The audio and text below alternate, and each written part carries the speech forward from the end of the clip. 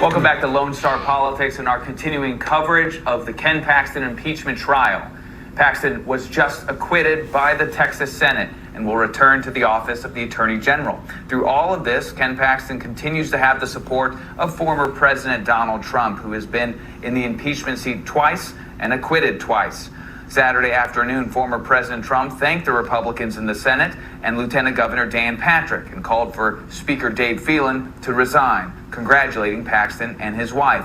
The impeachment trial may be the main issue in the Republican primaries ahead this March. We spoke to Luke Macias, director of Defend Texas Liberty, one of the pro-Paxton groups.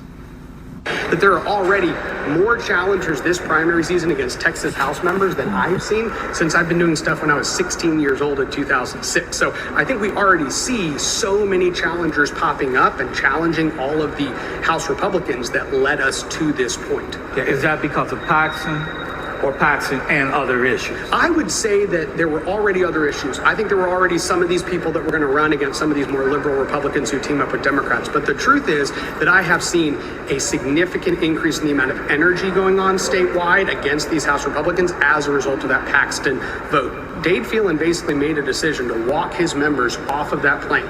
He cut them up with that vote. He made that decision, and he was willing to do it. So I pulled some campaign finance documents, or at least the latest ones from the summer.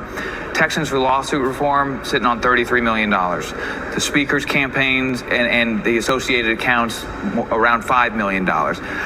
Defend Texas Liberty doesn't have that kind of money, yep. But I know, you get help from Tim Dunn and the Wilkes brothers and some big time names, but are you concerned that you're going to be outgunned in this next primary? Oh, we're always outgunned. Here's the reality. I mean, most of the conservative lawmakers in the Texas House of Representatives who actually vote more in accordance with their people than what Dade Phelan tells them to do, we're likely outspent 3, 4, 5, 6 to 1 to get there. You know, they love to complain about the conservative donors who are willing to criticize the Texas House, but they never admit that they always have more money and that the establishment forces will spend far more than any conservative ever does to try to keep all of those liberal Republicans in power. We know that going into it, but ultimately the people are excited and the voters are frustrated, and we do think that that means that these House members are going to have to work very hard to keep their seats.